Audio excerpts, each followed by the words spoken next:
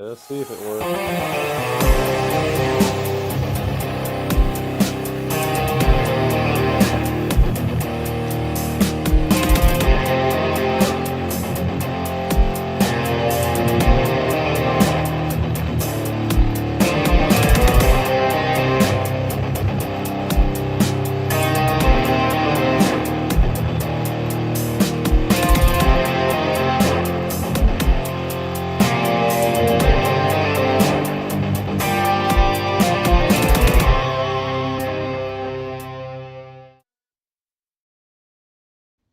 Hello and welcome to a Friday edition of the Osceola Seminoles Sidelines. My name is Pat Burnham, and I am joined by former FSU offensive lineman and former college football coach Mark Salva. Mark, how's everything in Nashville today? Man, it's cold and sunny as opposed to wet and sunny yesterday. I mean, wet and cold yesterday. So we got a beautiful day in Tallahassee. There's not a cloud in the sky. It was a little bit chilly this morning, but up towards 60 now, and it's more like a fall day than a spring day here. But a busy weekend in and around Florida State. FSU football had pro day today. They'll have spring practice number 3 tomorrow. Since I don't cover baseball, I guess I can talk more like a fan, and it was fun to watch Florida State blow out the Hurricanes last night on television. I believe the final score was 14-1. I quit keeping score after the baseball team outscored anything the football team did last year.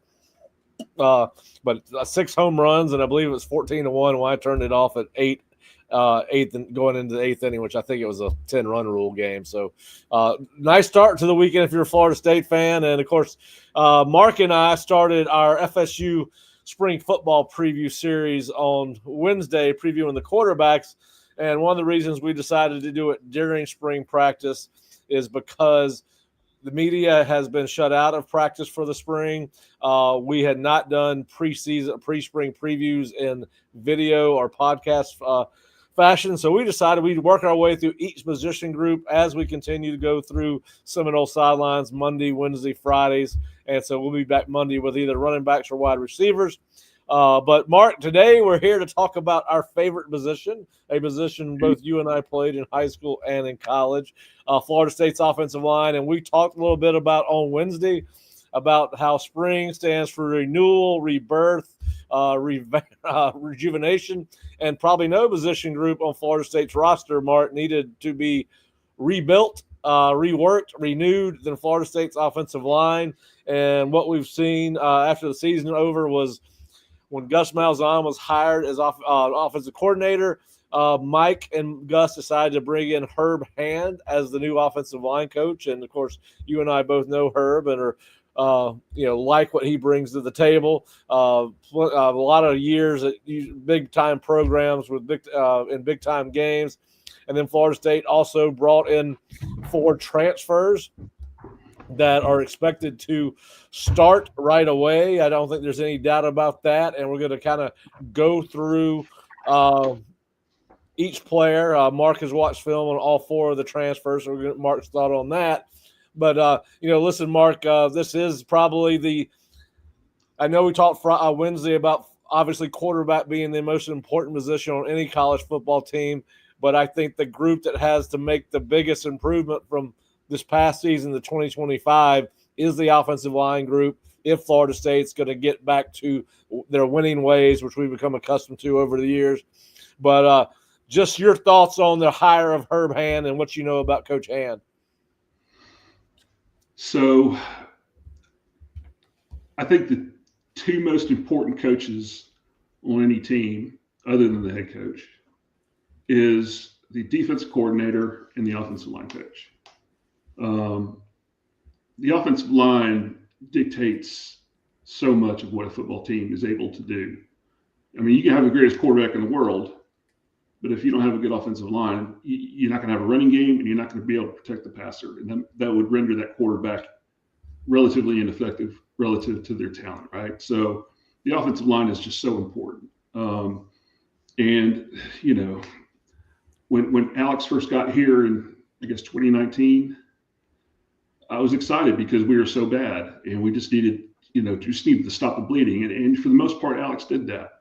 I mean, we didn't have the the run throughs, the missed assignments as much, that we did in the previous regime. It was generally better, but we reached a level of, to where the recruiting wasn't nearly as good as it needed to be up front. And by virtue of that, the talent level not being what we necessarily needed, Jordan Trout has covered up a lot of cracks. We talked about that on Wednesday. And, we kind of leveled out a little bit, and actually last year regressed for a lot of factors, not the least of which was lack of continuity due to a lot of transfers coming in, injuries, and lack of development. And I think that was the most striking thing for me was the lack of development with some of the younger guys that we seem to make no bones about it. That we just, I think it got like Julian Armella, Bryson Estes, even Jalen Early. We've been talking about Jalen Early for a while, and he didn't play very much. And he's going to be a redshirt junior this year, I think, right? Yeah. So all that being said, bringing in Herb Hand, you're bringing in a veteran offensive line coach who has a tremendous reputation and track record of production in terms of the running game for sure. And just knowing his background and how who's influenced him. Jerry put up an interview, his interview with Herb. He had, I guess, last weekend. And I listened to that thing, and it's funny because, he and I, so in my background as a football coach, as offensive line coaches, you have trees, just like head coaches have trees. Offensive line coaches have trees.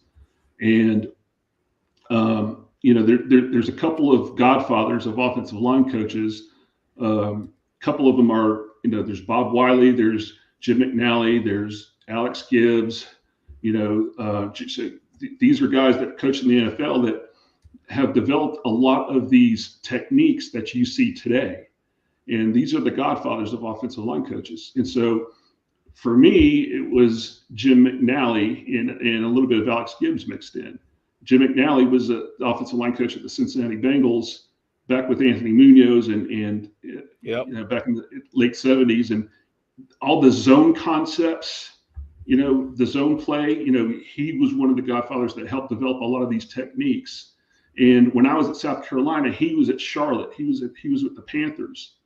I would go up to Charlotte all the time and just listen to him, watch him work, spent time with him. We actually brought Jim McNally to FSU prior to the 93 season. Maybe it was prior to the 92 season. It was prior to the 92 season. Charlie Ward's first year as a starter as a junior, we brought Jim in and to help us with pass protection schemes and running the zone play, because the zone play is so good because you can, when you run in a one back scheme and multiple receivers, you need to have a scheme of running the football that is multiple, it doesn't matter what formation you're in, how many tight ends you have, how many backs you have, you can run the same scheme.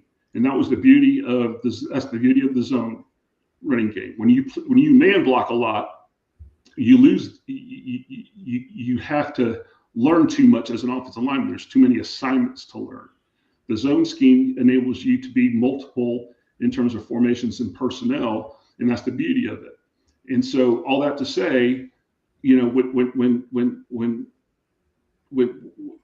offensive line coaches fall under certain trees, Herb Hand is a Jim McNally guy too. So when I listen to him talk about his philosophy about offensive line play and what he likes to do, Jerry's asking him a question. I'm thinking of how I would answer it, and he answered it almost exactly the same way I probably would have answered it, which I thought was pretty cool. But again, he was at Clemson the year after we left South Carolina, so he was with Tommy Bowden. He was with Rich Rodriguez, right? So he was on that great West Virginia staff with Rich Rodriguez, where they ran up and down on everybody. He's obviously been with Gus for a little bit, and the reputation that they have for running the football is evident. So all that being said, I'm excited that we have a veteran guy who understands offensive line play, who's been trained and brought up and philosophically at least aligns with me. And whether that's good or bad, I don't know. But it's a proven system and it's a proven expertise in terms of how it works. And now it comes down to his ability to recruit, bring in players, and teach these things to these players and get them to understand what it takes to be an offensive lineman at this level as a group, not just an individual and a group. Yeah, and in case you don't know much, you're listening or watching, you don't know much about Coach Hand. He was at UCF with Coach Malzahn the last 3 years. Before that was at Texas, I believe, with Tom Herman. Before that was at Auburn with Gus Malzahn. Before that, Penn State and Vandy with James Franklin. At Tulsa when Malzahn was the offensive coordinator at Tulsa and Mike Norvell was a GA. And as you brought up, West Virginia under Rich Rodriguez and had some really good teams there. I think both of us feel like this is an upgrade as far as the coaching is concerned. And it's not a knock on Alex. It's just the experience that, Herb's probably coached twice as many seasons in college football. And obviously is a guy that hit the ground running very hard when he first got on campus from a recruiting standpoint, quickly landed the commitment of Xavier Payne, offensive tackle from Orlando, where they had offered him at UCF. You started to reap the rewards almost the minute he was hired. And of course, they've got some big time offensive linemen coming in this weekend for Legacy Weekend. And we'll talk a little bit about that with Nick when Mark and I are done talking about the offensive line. Listen, you lost almost your entire starting offensive line from last year off the 2024 team. And really, Mark, Florida State was, as most programs, particularly those programs that are not doing as well as they should, they're going to be portal heavy. And, at least at face value, it looks like Florida State hit a home run in bringing in 4 offensive linemen who are pending something unforeseen happening, would be guys that would come in right away and be day one starters. And those 4 guys are Gunnar Hansen, the offensive tackle from Vanderbilt, Micah Pettis, an offensive tackle from Ole Miss, Luke Petitbon from Wake Forest, and Adrian Medley from UCF. And all 4 guys started last year. And I do want to ask you this before we move on to those guys. Just one last question about Herb, and it's kind of rhetorical, I guess, between me and you, but I have been asked this question by friends and fans. Do you think that is it a big deal that Herb has familiarity more so with Gus than Mike, but with Gus's offense, does that speed up anything from teaching the offensive line the system? Oh yeah, absolutely. Just the anticipation of what the offense is going to look like. He doesn't have to sit here and think, okay, I have to learn a new system. I have to fit my philosophy with his philosophy. All that's already done. He has a picture in his head of what it's supposed to look like and what it's going to look like, the big picture. And then, so that enables him to be able to teach to what it is, how he wants his offensive line to perform. So absolutely, that's a huge plus. Yeah. And listen, I think the big thing, and I don't know how many people pay attention to it or not, it's not just that these guys were starters at their other programs. I think most of them were multiple year starters. But if you just took their snaps from scrimmage last year, outside of one guy, Terrence Ferguson, who got 487 snaps from scrimmage last year for Florida State, every kid that Florida State or every prospect that every transfer that Florida State brought in has at least twice as many snaps as anybody else that FSU returns from last year's team, with the exception of Ferguson. And I want to start, I know you went through and watched some film. Let's start with Gunnar Hansen. We'll start on the outside and work our way in. Gunnar Hansen, Vandy's starting left tackle last year, 779 snaps from scrimmage, 15 pressures allowed on 432 pass blocking snaps, and a 58.1 run blocking grade. What are your thoughts on Gunnar as a player? Yeah, so I watched the highlights of the Vanderbilt game that Vanderbilt won. The Alabama game. Yeah. He's got really good feet. I put down there fast feet, really good technician, and he has speed off the ball. Good speed off the ball. Now he's not huge, right?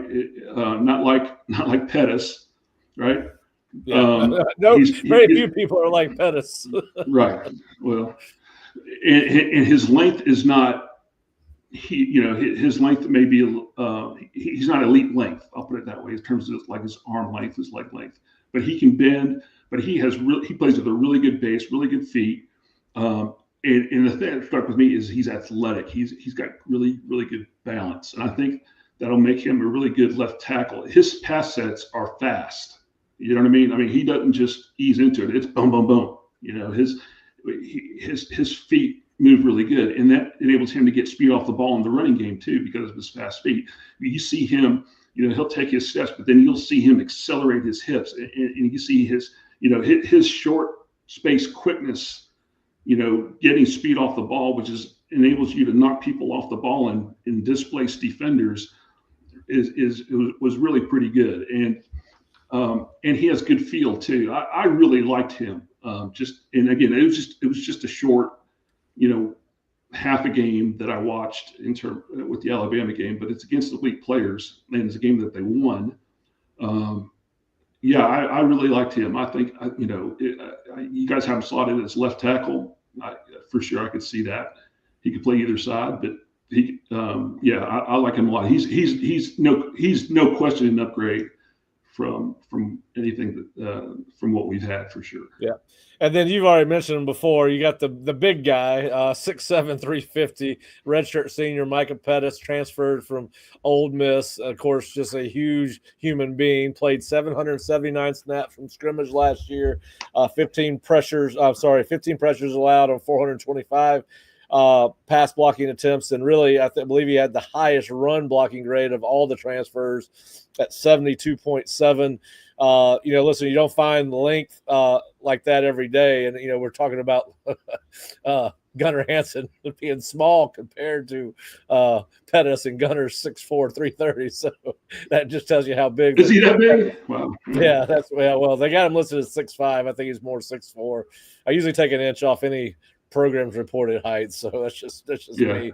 Anyway, so what obviously a huge guy, should be strong in pass protection just because he does have good lateral movement for a man his size, and then obviously the long arms. Yeah, so this guy, I watched the Georgia game with him. I wanted to see the best against the best, and the one thing that stuck out with me, for as big as he is, he's got really good balance. There was one time he was pass set and he had his weight kind of jacked up and he was on the wrong foot, and the Georgia guy came and knocked him. Most guys would have just tumbled over, but he was able to keep his balance and counter and gather himself and get back. He didn't necessarily get back in front, but he was able to still maintain contact and not give a free run to the quarterback, and that to me, for as big as he is, I thought that was really an athletic move from a big guy. He can bend okay, but that athletic ability that I saw in that one snap really opened my eyes. The other thing that stuck out to me with him was his feel, right? So his eyes, so many times guys get in position, they get so focused on the guy they're blocking, and all this stuff is, I think I heard Coach Hand say, when the skin and fur are flying, how do you react? I mean, when Georgia bringing all kinds of stunts and twists and all that kind of thing, and I'm watching him block a guy, and I'm watching his eyes at his head, and he's seeing everything that's happening in front of him and able to pass things off and come off guys and pick up blitzes to a more dangerous guy, and I just, to me, that was pretty impressive that he's a smart football player. He understands the schemes and he understands, what it is he's trying to do. And for a guy that has the natural leverage that he has with his length, he utilizes it well and gets his body in really good position. So I was really excited to see him the way he played. And look, he is so long in that his pass sets, I mean, if he just gets in the way for a second and gets his arms extended, I mean, that job done, right? I mean, that's an elite length and size. He has good balance. If I say there might have been a little bit of a weakness, I would say that maybe his effort could be a little bit more in terms of finishing stuff off. Yeah. At least in that game, that's kind of stuck out. It didn't stick out. It was just something I just noticed. It wasn't. I thought it was awful, but I just think if he just got another level of mean streak in him, I think he would just absolutely dominate. So yeah, I'm excited about that guy. So those two tackles are definite upgrades. Those two tackles are, in my opinion, just again, this is one game. But it's against two elite teams, against elite personnel. I think they can compete at the highest level for sure. Yep. And then moving to the inside, they brought in an offensive guard from UCF, Adrian Medley, 6'5", 300. Obviously, played for not only for Gus and Gus's offense, but played for Herb Hand. So, he's going to have experience with how Hand teaches and could probably help some of these other guys assimilate faster to the new system, new techniques, if there are any. Played 815 snaps from scrimmage last year, only 12 pressures allowed on 378 pass blocking attempts and a 66.2 PFF run grade. What are your thoughts on Adrian Medley, Mark? Yeah, so what was his size? He is 6'5", 300, I believe. I have to scroll back up. Yeah, 6'5", 300. Yeah. So he, again, a lot of experience. He's definitely a step down from those other two in terms of athletic ability, but a heady player, a guy that seems to get his hat in his hands in the right places. Good effort guy. I think athletically he's not quite at the level of the other two. Not quite as fluid with his feet and his base. He kind of loses his base a little bit. Offensive lineman, once you establish the width of your feet, you maintain that throughout the whole block, throughout however you move. When you see guys start getting their feet together, that's when they start getting off balance. Saw a little bit of that. But yeah, so he's a good player with a lot of experience, and I honestly don't know that it's a given that he's going to start. Although he does have a lot of experience and his familiarities, that definitely gives him a leg up. But I think definitely he's definitely going to compete for a spot for sure. Yeah, and the reason we projected him as a starter was a couple of reasons. Obviously Florida State does not have a lot of returning linemen returning from last year's team, and obviously Richie Leonard only played in 4 games last year. TJ Ferguson struggled. Obviously he was a starting guard for Florida State for most of the year, and really Andre Otto, who we'll talk about here in a little bit, never really got comfortable during his redshirt freshman season. I mean, so if TJ last year I think was hurt a lot of the year, right? And to me, he seemed a little out of shape too. Who's that? TJ Ferguson. Yeah. If TJ, that elbow thing he had, and I think he had some other stuff too, and he looked a little bit out of shape. If I'm being honest, if he gets himself in peak condition, I think he and Medley will definitely compete for that spot. I don't think it's a given Medley will start over TJ, but it depends on TJ, I think, as much as anything. All right. Well, let's talk a little bit about Luke Pettibone, the center that was brought in from Wake Forest, 6'2", 295, definitely smaller than the other guys. Multi-year starter, was very solid at Wake Forest, played 808 snaps last year. Only 6 pressures allowed on 467 pass blocking plays, but really, as an inside guy, you should not be giving up a lot of pressures because you get a little help from either the guards or the backs. And a 68.3 run blocking grade. What do you think about Luke stepping in at center for Florida State? Yeah, so I watched him against Miami, and again, he good eyes. Right, I think he's a smart player. I'm watching his head on a swivel. I'm watching his levels with relative to his guards. And I think that's so important for a center. Where you see guys start leaking through the middle is when your center is too far up and your guards are too far back, and you got those seams in there. It's really important for a center to maintain the same level as his guards in pass protection. And keep your head on a swivel. Where you're feeling the down guy, you're not so focused in on the down guy that you can work both sides. Looking for linebacker run-throughs or guys leaking off guards or leaking off tackles. And he did a lot of that kind of thing. I think that tells me he's a smart guy. He understands leverage. He understands the scheme. He's a real scrappy fighter kind of guy. I was trying to think of a comp for him. He's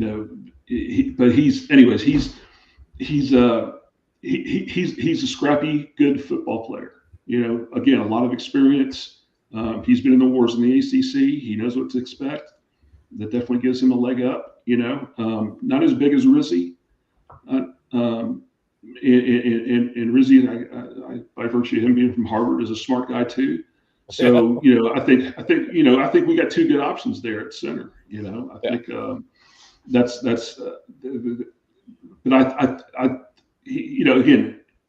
Pettibone is not as athletic as those first two that we talked about, but he is a scrappy, good football player. And you know what? There's a place for those guys. I'd rather have a guy that fights like hell, has great technique, and is smart than some athletic guy who doesn't try very hard and has a piss poor attitude, right?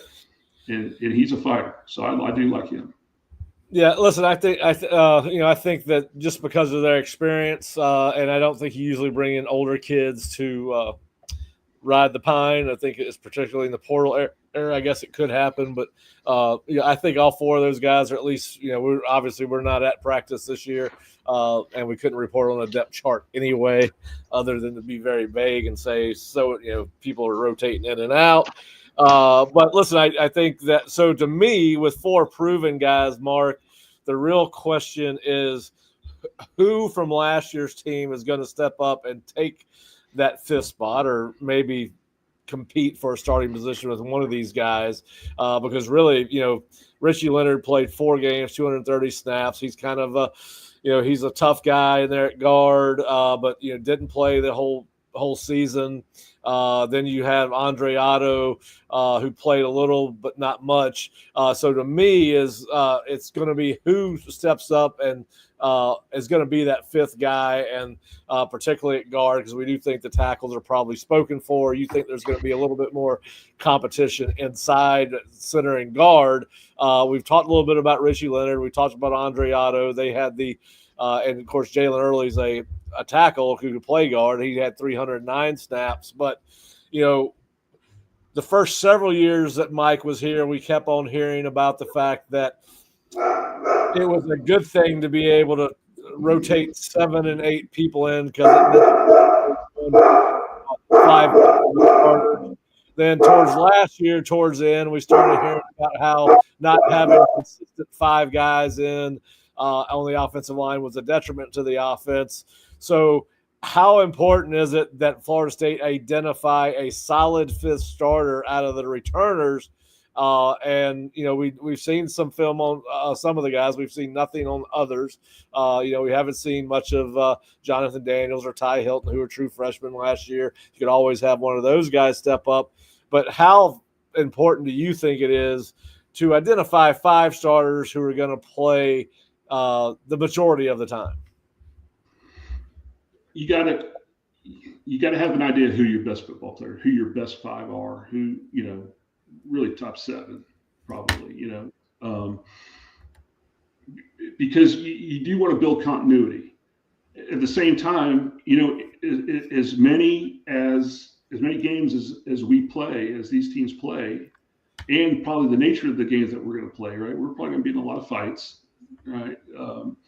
That guys are going to get hurt. So you have to balance,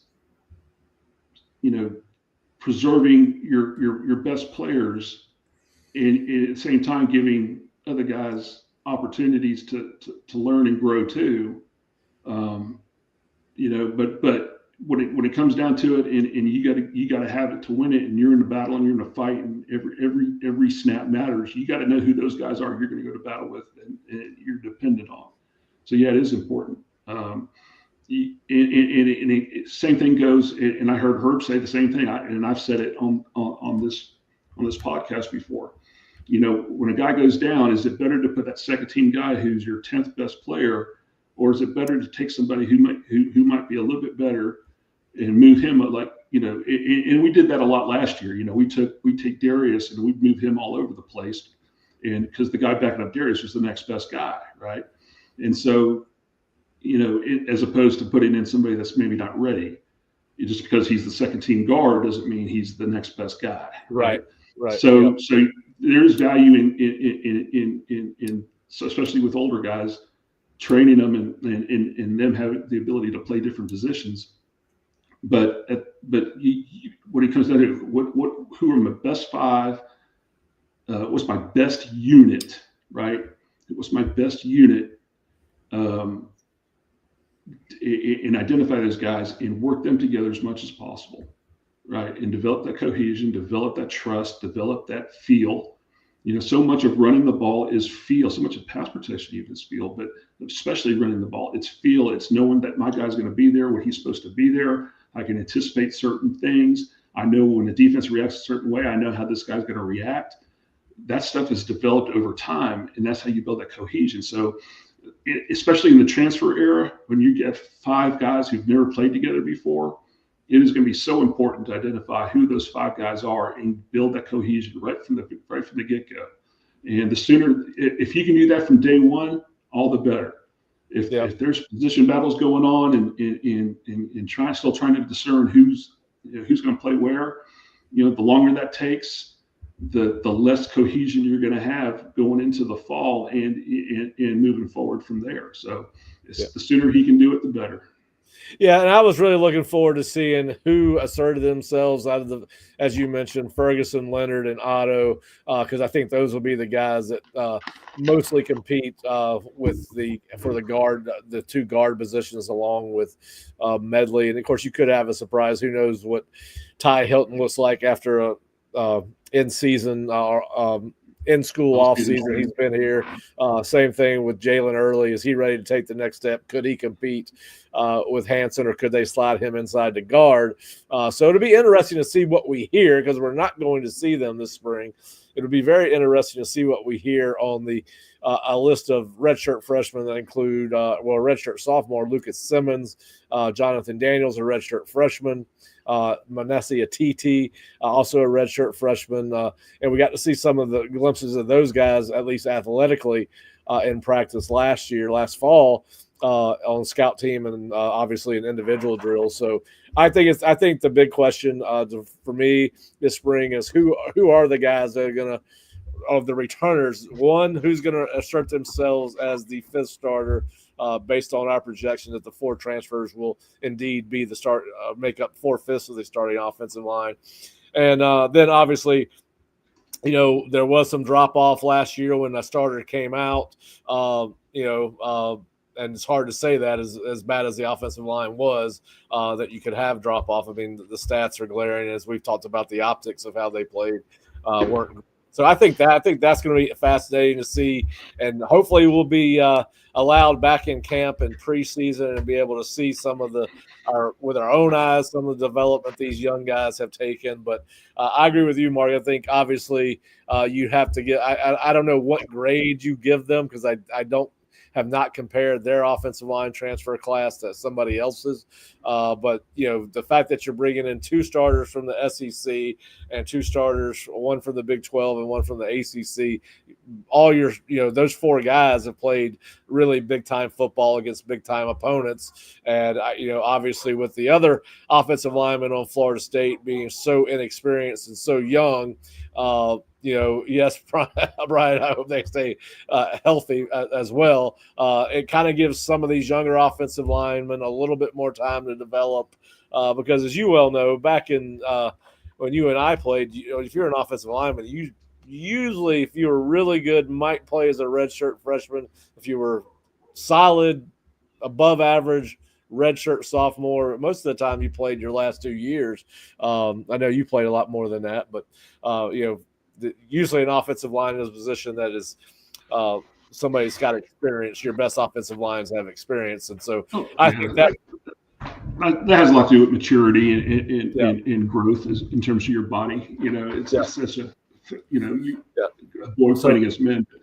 I mean, if it was knowing what I know or what I've seen, I would think Richie Leonard would have to be the guy that would, if it was me going in, just knowing what I know, not knowing anything else, what I see, I think Richie Leonard to me was playing well before he got hurt. Yeah. And I really liked Richie. So, I mean, he would definitely be one of my 5. And that's who I had written as my 5th guy. I had him and Andre Otto penciled in as either or at the other guard. Yeah, you love Andre Otto. Well, listen, I thought he was going to play much better than he did when he got in last year. And listen, that's one of those things where when you try to not he's a hard kid not to like. We started covering him early in his recruitment. We were the first people really to talk to him in their own recruiting service side of the business, and he's an interesting kid, and he did improve a lot. You gotta, that's one of those things where you got to be careful where you're making an honest evaluation of. But what we did see from Andre was improvement in fall camp, and listen, I don't know how much of what he did right and wrong in last season when he got in games was due to who he was playing with. So hopefully we'll have a better idea of what his potential is, coming out of spring. I think we are going to get to see one scrimmage right now. That's the deal Mike has with the local media. So I can't wait to see what he looks like. But yeah, he's a kid that I thought was going to might have been a factor last year, a little bit more of a factor last year than he was, although he only played 203 snaps. I thought he might play more than that. Yeah, I'm not saying he can't, but I'm just saying I know you like him. And yeah, when he did get in, he I won't say he looked ill prepared, but you can tell the inexperience showed when he got in the game. And so that's the guy that needs lots of reps still. Yeah. To your point about development, that's a guy who's raw, who needs development and needs reps and needs game time, needs scrimmages. He needs to play football. And that's most young guys. Like you said, it's rare that anybody anymore can just come in and play like that kid from LSU did back in that left tackle. That's a rare deal these days. Well, it is, and I wish we could. I wish we had more that we could offer, insight we could offer on these guys, and hopefully we will you get to see a real a good scrimmage. I'd love to see one of those old-fashioned 120 play scrimmages where you get to see about everybody take about 40 to 50 snaps, depending on how much they're expected to play the year before. I mean, but Mark, what's that? Yeah, I said, the guys that I wish I could see, I'm really interested in their development and how far they've come. Obviously, is Jalen Early. He is athletic. He can use a dose of toughness and just getting more physical. But athletically, I mean, he's there, right? He can do everything you want an offensive lineman to do. Can he be a football player? Can he be physical? Does he enjoy it? Does he like running guys into the ground? Is he got that? And then of course, Lucas Simmons. Lucas Simmons, yeah. I mean, he's so long. Again, raw as can be. These guys need to play football, man. They need every bit of spring practice. They need to have. I hope that I don't read their names on injury reports because they need to practice. They need every rep. I mean, if I was the offensive line coach, I'd practice those guys to death. I would just grind them into the ground. I would have them do every rep. I'd make them go again over and over until they did it exactly right. I would coach the piss out of those guys, and you know what I'm saying because yes, I do. And just make them do it because they got talent. It's funny. The first thing I would tell guys, especially going into the spring, especially young guys, is I'm going to be on your tail.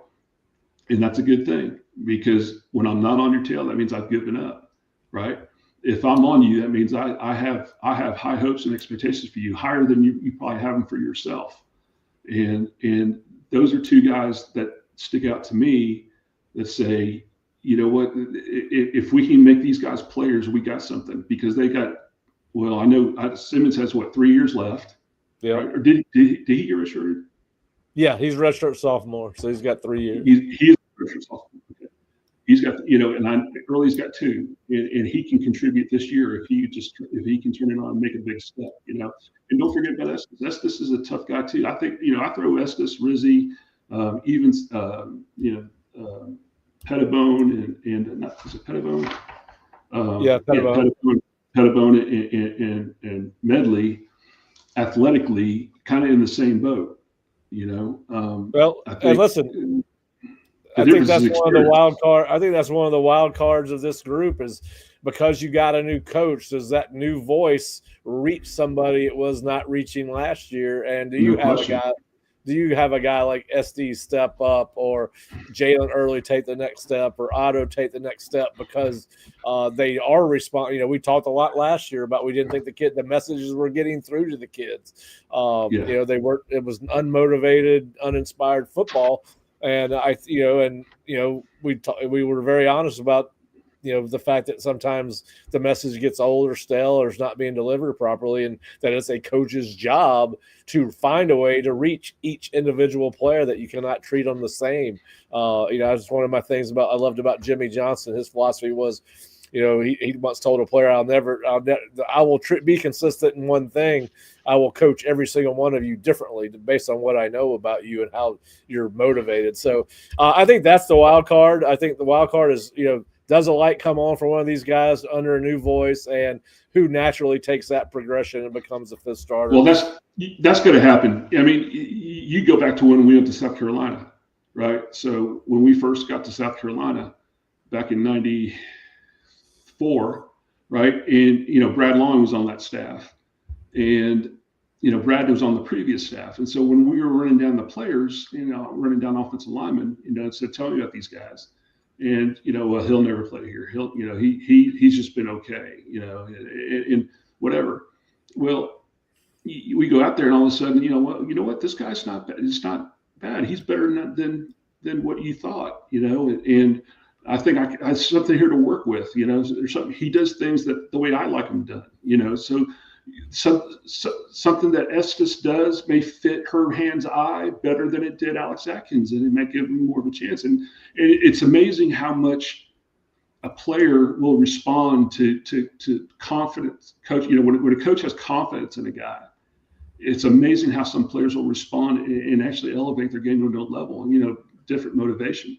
And I just threw Bryson out there just because he's a guy that's been around who hasn't played very much. And he'd be a perfect example of something like that if something like that were to happen. I don't know that it will. I'm just saying, now you got a different coach who's looking at different things and values different traits. It could elevate a guy, and you'd be surprised. I mean, we were. I think guys like Ed Rubiak and Travis Whitfield, right? I mean, those are guys that when we were at South Carolina, we're like, oh, they'll never play here, and they ended up being starters, and we had the best rushing offense in the SEC that year, year. So that's all I'm saying. Yeah. All right. Well, listen, we appreciate you jumping on. We know you got a lot going on. We talked about you having a March Madness barbecue tomorrow, and the menu that Mark Meat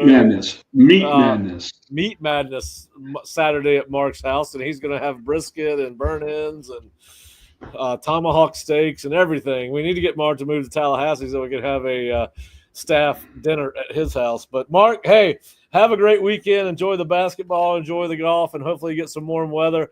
And what we're going to do is we're going to take a quick break, and we're going to come back with Nick Carlisle and talk a little bit about who he's seen at FSU practices when it comes to recruiting on Wednesday and Thursday. And we're going to talk a little bit about who's coming to campus tomorrow for FSU's big legacy recruiting weekend. And we'll be back in about 1 minute, and we'll talk a little recruiting. And Mark, have a great one, man. All right. Thanks, guys. Go Noles.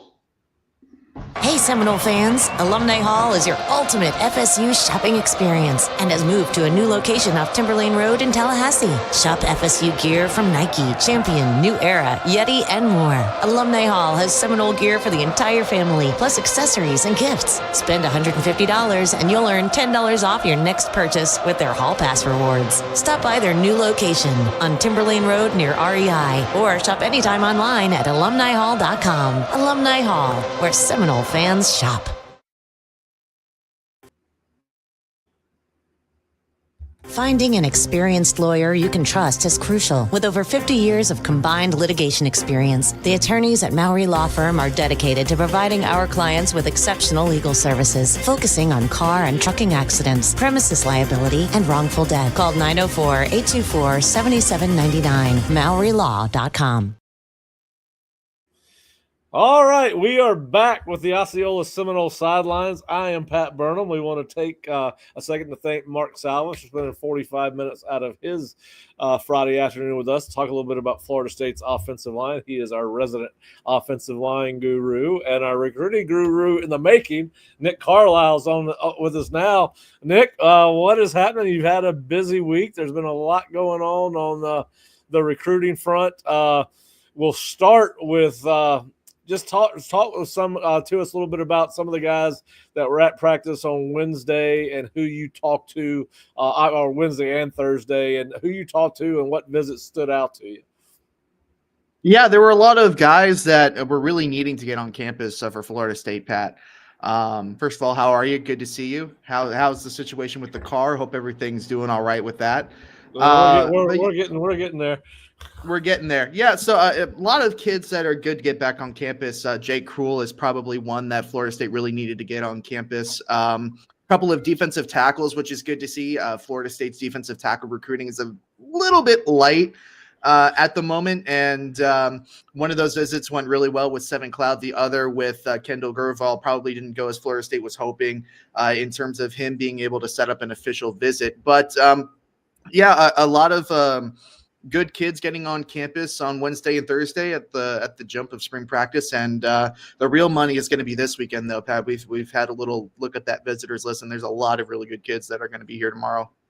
Yeah, and I updated it about an hour ago, and that list has grown substantially. It's a really impressive list. But go back to what you said about just Seven Cloud. First of all, it's a unique name, but if you probably most people that follow Florida State recruiting probably don't know who Seven is. He's a junior college kid that Florida State offered about a month ago. He has been committed to Georgia. He is from Georgia. He was a junior college All-American at Butler Community College in Kansas last year, and he was kind of a surprise visitor. He at least not responded to us to tell us that he was coming. He shows up on campus, so that was a big lick for Florida State and getting him. And he's got LSU, Georgia, I believe, or his other two official visits right now. I think there may be one more on my list that I'm not thinking of off the top of my head. But Florida State did secure an official visit with Seven, and that's, obviously getting him on campus. That visit went well. And then you mentioned Kendall Gravel's, and listen, I did an article that you did. I transcribed and write your interview with him earlier today, and he's a four-star defensive tackle that's already got a lot of official visits set, USC, Georgia, Alabama, and I believe – I can't remember who the other one was, Nick, off the top of my head. The big question on Kendall now is, can they get him back on campus for – he said he might come back on for a spring visit, another spring unofficial visit. Was not sure how it would impact an official visit, so they do have some ground to make up with him. And then you talked with Keyshawn Eliezer, who is a kid that had started the year with 9 offers from FBS schools and now has over 30. Keyshawn will be back on campus for an official visit later this summer, and he's got 4 others set. What was your impressions of how his visit went? Yeah, just starting with Kendall, it's Alabama, Florida, USC, and Georgia who he has official visits with right now. And just really the challenge with Florida State is that it just feels like they're a little bit late to the party with that one. I think the words that he used in his interview was he's kind of all booked up right now in terms of those summer visits. So if Florida State does get an official visit, they're going to have to squeeze into it midweek or maybe push that into the fall, unless they can really apply some pressure in his recruitment, make up a lot of ground, and buck one of the teams that he already does have an official visit set up with. So it's certainly not the most encouraging when the prospect is non-committal after coming off of a visit, and I think one of his first visits of the year, if not his first visit period, and especially a local prospect or semi-local coming from the Fort Myers area. So they're going to have to work really hard in that one. As with Keeson, which he actually made a point to say, it's Keeson, guys. There's no H, even though I had the same reaction as you. And I thought, it's Keyshawn, no Keeson. 2 straight back-to-back multi-day visits for him. Got to take in both practices. Lots of communication with Keeson since Florida State offered him at the beginning of January. And I think that's allowed them to make some inroads with his recruitment. They got in at just the right time. They're able to really talk with him consistently. Coach Knighton calls him once a week, Dimitri Manuel and DJ Daniels, who are obviously assistants on the recruiting staff and the football staff. They talk to him almost every single day. It's good that they got in. It's good that they're communicating with him. We're kind of going to have to wait and see to see where he visits elsewhere in the spring. He didn't know of any visits off the top of his head, but obviously it's still super early. Got another month or so before these official visits starts. He's a gigantic prospect, 6'6", 205. He's kind of on the bigger side of what they want that jack position to look like. But I think Florida State really made some good ground here the past 2 days with him staying on campus for multiple days, obviously getting some extended time to kind of talk with him, or the coaching staff would have had rather some extended time to talk to him and make some ground there. Yeah, listen, he communicates very well. I don't know how much I've had a lot of interaction with him, and he sent me. We made an error on one of something we wrote about him, and he got with me real quick. He goes, "Pat, can you change that for me?" And I was like, "Sure, man, I don't mind doing that." So he's a good kid. And then of course, one of your favorites who you kind of liked when you saw him last year in Miami at the Rivals Elite Camp. Jake the Snake was on campus yesterday. What did Jake have to say? I know you talked with him as well. Yeah, no, it was good to get him back on campus from Florida State's perspective. I believe Mike and Tony visited him at IMG earlier in January, but really since he was on campus back for the camp last year in June when he got offered, he hasn't really been back. He tried to get back on campus once or twice with a bunch of IMG guys. That fell through. So I felt it was really, really important that Florida State were able to get him back on campus this spring before he decides his official visits, which he is going to make a round of trips to all of his 12 finalists before he sets up those official visits. So he was going to hop on a jet to Michigan earlier this morning. He visited Ohio State recently. He's visited Florida recently, if I remember correctly. So really good for Florida State to get him on campus for him to see kind of the environment of a practice. He has never been to a Florida State practice as far as I know. And it was good for him to finally also meet Tony White, Terrence Knighton, and Jack Potenza, who's the defensive assistant, because they were recruiting him at Nebraska. Even though he never actually made it out there, Pat, they had a surprisingly good relationship. So his messaging to me was, hey, the coaches that were recruiting me at Florida State are still here. They've added some more firepower in the recruitment. The visit absolutely helped them in terms of their battle to get an official visit. All of that being said, I'm not entirely sold that they will get one. I just think that there are other programs that have more momentum right now. Obviously, Cruel's mom went to Florida State, but his dad went to Florida. So are you more aligned with your mother, or are you more aligned with your dad in terms of the family legacy, so to speak? You'll say all that and you'll end up at Miami. Yeah, well, I don't even know. Is Miami part of the top 12? Well, still, hey, recruiting is wild like that. Recruiting is wild like that. But yeah. No, so between a lot of the other really really good programs that are recruiting Cruel right now, look, he said, look, this is a really tough decision. It's a huge decision. He's always been very, I guess, mature in recognizing how big of a decision it is and understanding that when you make a decision, you want to try to stick to it as best as your ability. All the things that you say and you figure out about his visit makes it seem like Florida State is a really good candidate for an official visit. I'm still not quite there to say, yeah, they'll probably get one.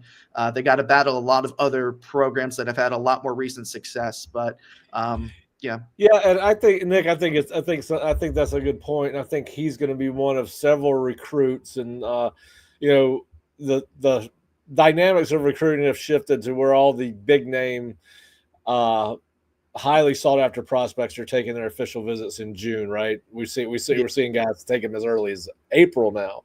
But so you got official visits happening in April, May, and June. I think that could, and I don't know if it really matters. I mean, I think what could help FSU with a guy like Jake, and there's a couple of other guys that, we just talked about him, Gravel. What happens on the field once Florida State's playing games in August, I think could get you to you still got September, October, November to bring kids on an official visit. So I think a kid like that, Jake, Kendall Curvell, there's another kid I talked to a couple of weeks ago, and I said that his recruitment is going to, and I think it does with the quarterbacks too. We're fixing to talk about one of them, but I think Florida State's success on the field could get them some late official visits on guys like Kendall and Jake if they don't end up securing one in the month of June or even late May for that matter. So yeah, I think you're right. I think, but I do think because of the recruiting calendar and these kids are, I think Florida State can make up some ground depending on what they do on the field. Because as we know, winning the biggest thing, prior to NIL, the biggest thing that mattered in recruiting was winning. Winning covered all the stumps. Now it might be the money. That's winning in relationships, yes. Yeah. So we'll see there. All right, so Florida State's got a huge weekend. Not a ton of kids, about 24, but 24 of FSU's top targets in 2026 and 2027. And listen, we're not going to sit here and go through all of them because we want you to go to theosceola.com and check out our articles that Nick and I were just talking about on those kids that were on campus earlier this week. And obviously, if you want the full list of visitors, you can go to theosceola.com or floridastate.rivals.com and check out recruiting FSU Legacy Weekend visitors list.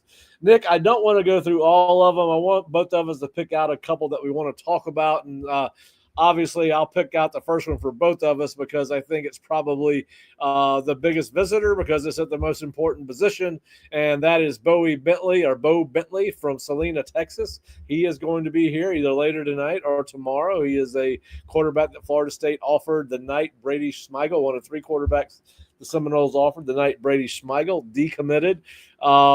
Listen, he has not set any official visits. He's kind of doing what Jake wants to do, right? He wants to go to these unofficial visits first and then make up his mind about where he's going to take officials. And, from what he has stated publicly, what I've researched, along with FSU, it looks like LSU, Ohio State, Georgia Tech, Georgia. Those are the teams that he's visiting this spring. So, and there may be more, but those are the ones I could find. Oklahoma really involved as well. Yeah, that's right. I had OU written down. I thought it was OV. And OU's at one time was considered to be the leader. We'll see. Mm-hmm. But listen, it's an important visit for FSU with Bentley because this will likely determine whether they get him back on campus or not. Yeah, absolutely. And I mean, if you just want to be blunt about it, Florida State needs to lock down an official visit with this guy. It's really important for them. Obviously, they got Landon Duckworth to lock in an official visit with them. Either it was last week when I was cruising the Caribbean or just before that. But it's really important for Florida State to roll out the red carpet and really impress Bentley. In terms of what that means for their quarterback search. Otherwise, you'd be putting all of your eggs into one basket with Duckworth because Keyshawn Henderson seem to have any traction. Obviously, Duckworth is going to be a really tight battle with some of the other SEC programs, even despite his relationship with Gus Malzahn. So it's important for Florida State to make a good impression on Bentley this weekend, hopefully lock down an official visit by the time he leaves, or put themselves in the best position possible to come away for the official visit, because it's going to be a tight competition for him. Yeah, I agree. Who are some? What? Give me one prospect. Well, I'll give you first or second dibs. Who else out of that list are you looking forward to seeing? Let me see. Scrolling through here, Deuce Gerald is a name that I think is important to get him on campus, especially considering, as I kind of hinted at earlier, how light the defensive tackle board is for Florida State. Because, I mean, apart from Seven Cloud, who has an official visit, I think the only other defensive tackle to have an official visit set up with Florida State is Carter Lucky. And he's not only a Georgia legacy, but I think Georgia's probably outright leading in his recruitment right now, based on the comments that he's made to other sites and just the way that, he speaks about that program. You never know. That's just kind of the perception right now. But Florida State really, and I mean really, needs to get the – Hot Russ needs to start stirring up something at that position. Hot Russ needs to start cooking. Yeah, it needs to start cooking. Other than that, I'm not going to try and take too many away from you. I know you want to go back and forth, but I think it's really interesting that they're getting two of their other most, I guess, highly rated, coveted, top of the board, yada, yada, however you want to say it, running backs in both Javion Osborne and Jalen Marr, who are expected to be on campus tomorrow. So Florida State's going to be losing a lot of veteran production at the end of this upcoming season in the running back room. Obviously, you already have Amari Clemens committed, has not shown any signs of decommitting or taking other visits or entertaining other schools right now. Obviously, Auburn was the second place, the runner-up, when he committed back in January. Interesting to see if he takes an official visit there. Haven't heard anything on that, but you never know. But to get either Jay, or to get both Jay and Javion on campus, kind of really sought after running back targets, a lot of big fish. You can swing for the fences there, add a second running back to the class. And especially because Jay was supposed to come back in January for a junior visit.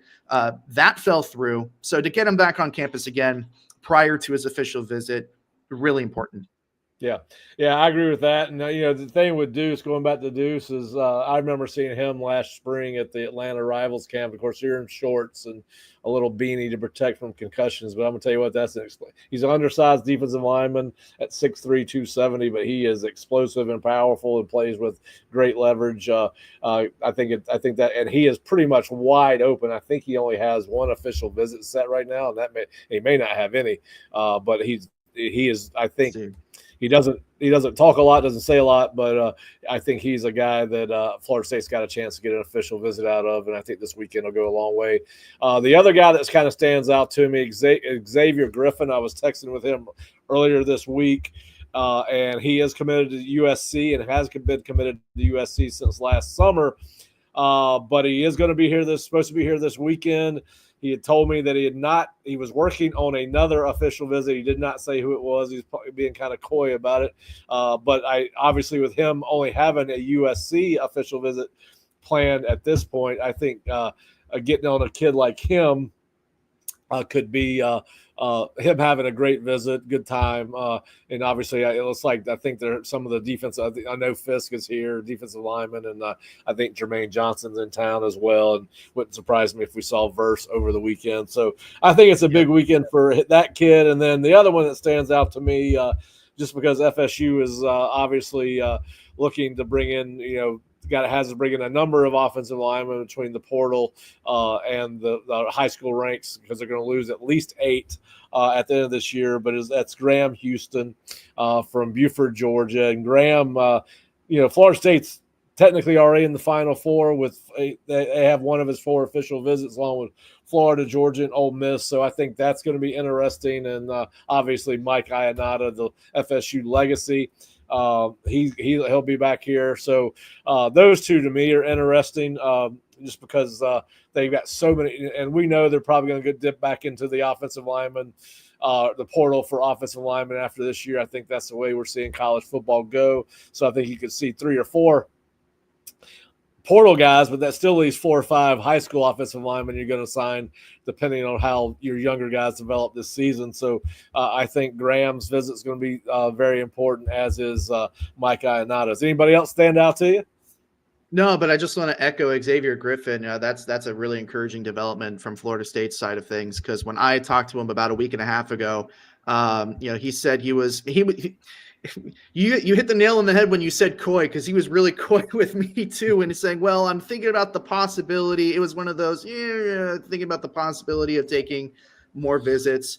If what could be a possibility, and this is complete speculation, if the other team that he is working on an official visit with is Georgia, because Georgia is really, really heavy on Xavier Griffin, obviously being a local kid, and they've continued to put the gas on for him.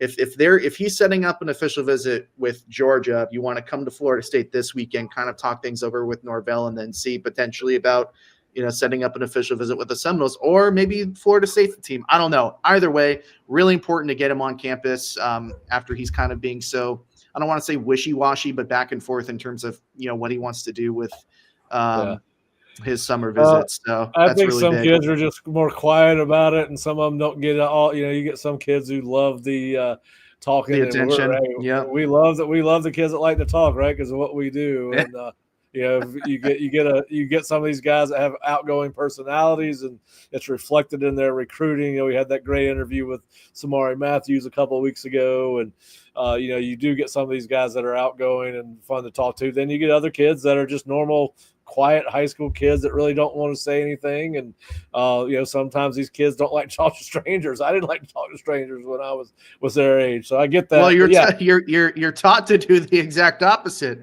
That's right. So, That's right. So, so it's going to be a busy weekend. I think their schedule for tomorrow is there's a morning practice. I'm assuming that the practice is going to be starting around either 9 or 10, because I know Mike is speaking to the media at noon, or at least that was the original schedule. So I know they're arriving before practice. So we will have coverage of Legacy Weekend, Legacy Day tomorrow. We'll have some post-visit interviews. Obviously, either some may come right after the visit, some may come a couple days after the visit, as we have a chance to catch up with everybody.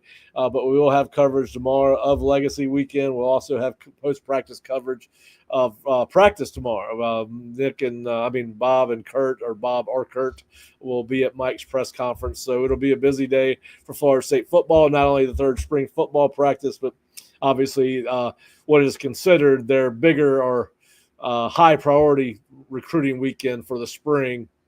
They'll continue to have kids on campus throughout spring drills, but this is kind of outside the spring game, which they will not have this year. One of the bigger weekends of the spring, and then we'll get right into May and June official visits. Nick, man, I appreciate it. If you're not an Osceola subscriber, we would like to ask you to go to theosceola.com or floridastate.rivals.com and check us out. And we would love for you to subscribe to the Osceola.